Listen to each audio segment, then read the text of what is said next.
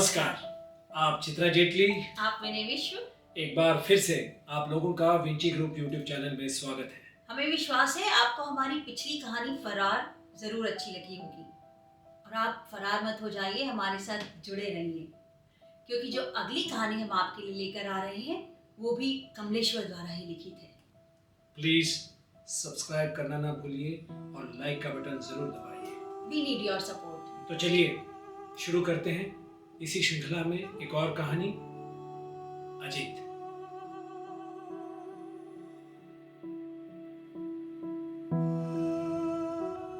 ये एक अजीब सी स्थिति थी। जरा सा देखो तो वक्त धूम की तरह पिघलने लगता था। दिन, महीने, साल सब गड़बड़ होने लगते थे। गलियां चीखने लगती थी, शहर थर्राने लगते थे। हिमालय, विंध्याचल, अरावली, नीलगिरी के शिखर और पहाड़ियां कराहने लगती थी। कलिंग के पास बहती नदी दया का पानी फिर लाल हो जाता था। मणिपुर का मोहरांग और अरुणाचल का वालोंग कांपने लगता था। कच्छ का मांडवी, दक्षिण का महाबलीपुरम, केरल का कोवलम सब हाथ से दिखाई पड़ते थे क्योंकि मैंने अजीत को हर जगह देखा था। शहरों, शिखरों, गलियों और पारदर्शी समय के इस और उस पार भी। पर उससे मेरी मुलाकात सन 84 में सिख विरोधी दंगों के बाद हुई थी। उस दंगे में दिल्ली जलने लगी थी।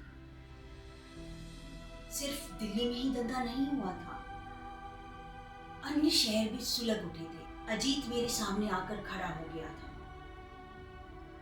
वो सिख नहीं था। उसने बाहों में 30-40 कड़े पहने हुए थे और करीब 2500 कड़ों की माला उसने बना रखी थी। उसने और हाथ के कड़ों को खनकाते हुए वह बोला था, ये तो उनके हैं जो नहीं रहे। 2500-3000 हजार घायल पड़े हैं। वे अधमरे या जिंदा हैं। मैं ये दृश्य देखकर दहल गया था। सारे गुरुद्वारों से पाठ, मंदिरों से भजन, मस्जिदों से आजान और गिरजों से प्रार्थना की आवाजें आने लगी थी। सारनाथ के पीपल के पेड़ों के पत्ते टाइपराइटर की तरह खड़खड़ाने लगे थे। आहों कराहों का शोर एक अजीब तरह के शून्य में बदलने लगा था। मैंने घबराकर अजीत की तरफ देखा था। उसके चेहरे पर कोई प्रतिहिंसा या विकार नहीं था। मैं कुछ आश्वस्त हुआ। तभी वो फिर बोला था, मैंने तय किया है कि इस नरसंहार के बाद मैं केशधारी सिख बन जाऊं। क्यों? ये तो ऐसे समय में खतरनाक होगा। तभी तो जरूरी है। 3 महीने लगेंगे केश बढ़ाते। उससे हासिल क्या होगा? इस वक्त कोई सिख दोस्ती की बानी ही नहीं बोलता। सब सुन पड़े। बोले भी तो कैसे? वे तो अपने घाव चाट रहे हैं या अंतिम अरदास में लगे हैं। उनके पास वक्त नहीं है, मेरे पास है। तो उसका क्या करोगे? सिख बन के अच्छी अच्छी बातें करूंगा। इससे इतना तो होगा कि सिखों की खामोशी को गलत नहीं समझा जाएगा। भाईचारे की धीमी आवाज कहीं तक तो पहुंचेगी। ठीक है ना? और ये कहकर अजीत वहां से कड़े खनकाता हुआ चला गया। उसके बाद वो मुझे नहीं मिला।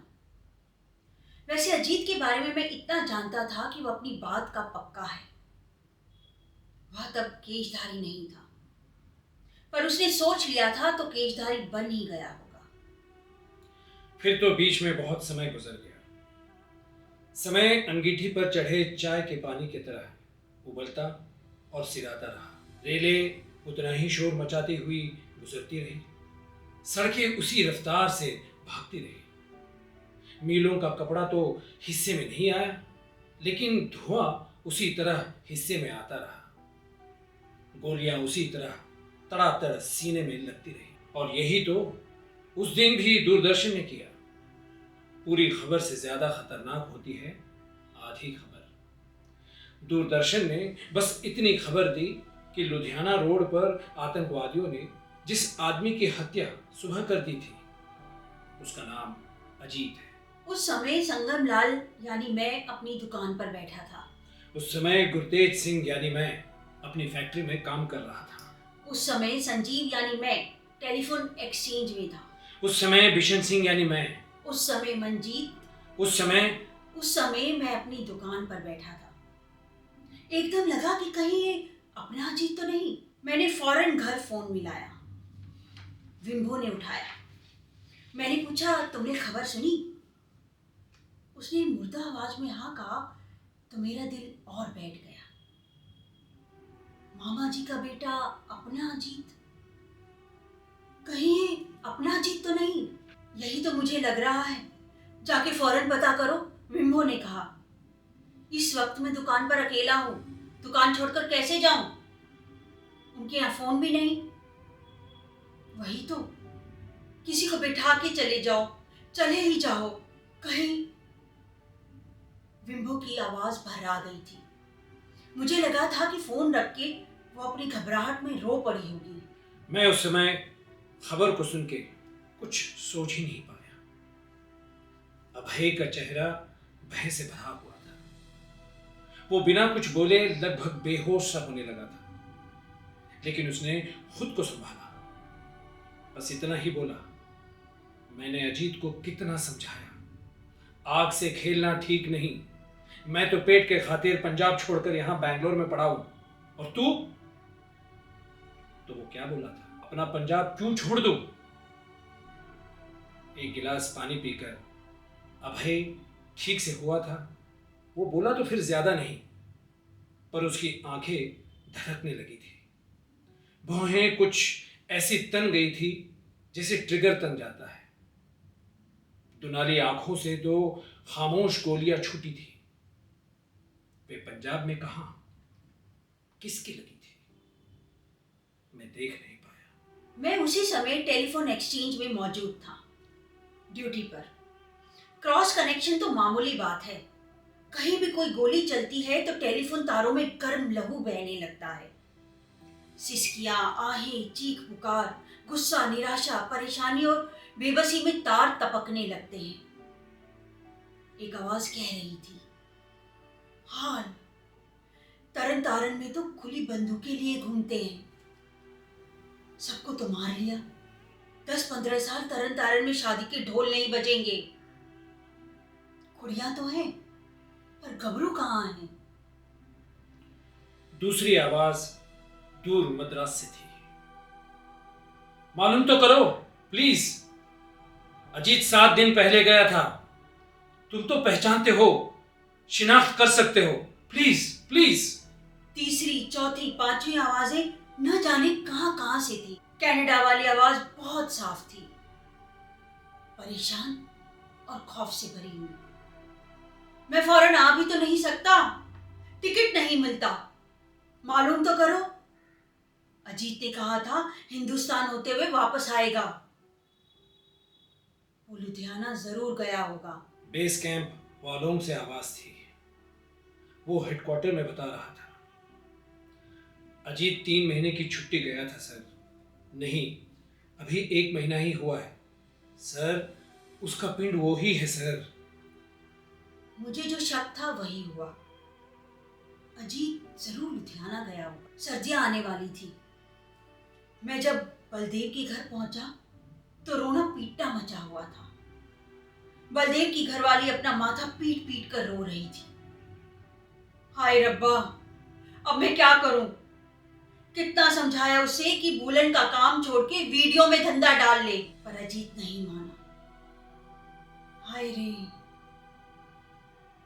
बलदेव 1 घंटे पहले लुधियाना के लिए रवाना हो चुका था। मेरी सेकंड शिफ्ट थी। खबर सुन के मैं सन्न रह गया था। अजीत, आखिर उसके बाल बच्चों का क्या होगा?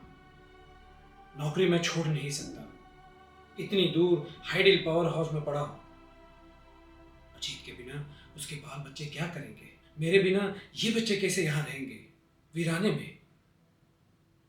फैक्ट्री में फोन तो था नहीं। मैं शिफ्ट इंचार्ज से छुट्टी लेकर भागा। 1.25 घंटा टेलीफोन एक्सचेंज तक पहुंचने में लगा।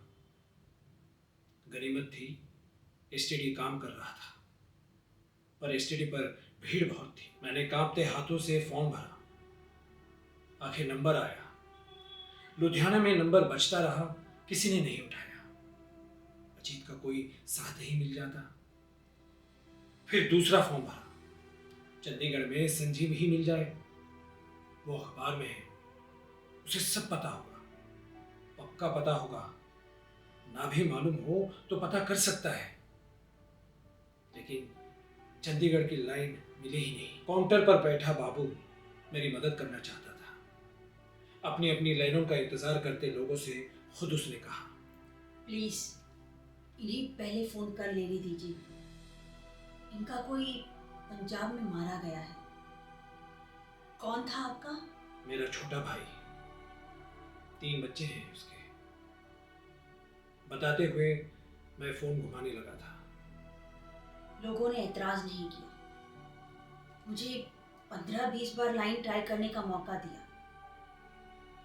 लुधियाना में फोन बजता था, कोई उठाता नहीं था। चंडीगढ़ की लाइन मिलती नहीं थी।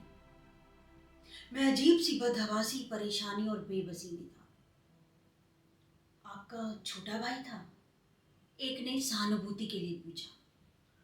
जी हाँ। बहुत बुरा हुआ। रोज यही हो रहा है। बहुत बूढ़े सरदार जी भी लाइन के इंतजार में बैठे थे।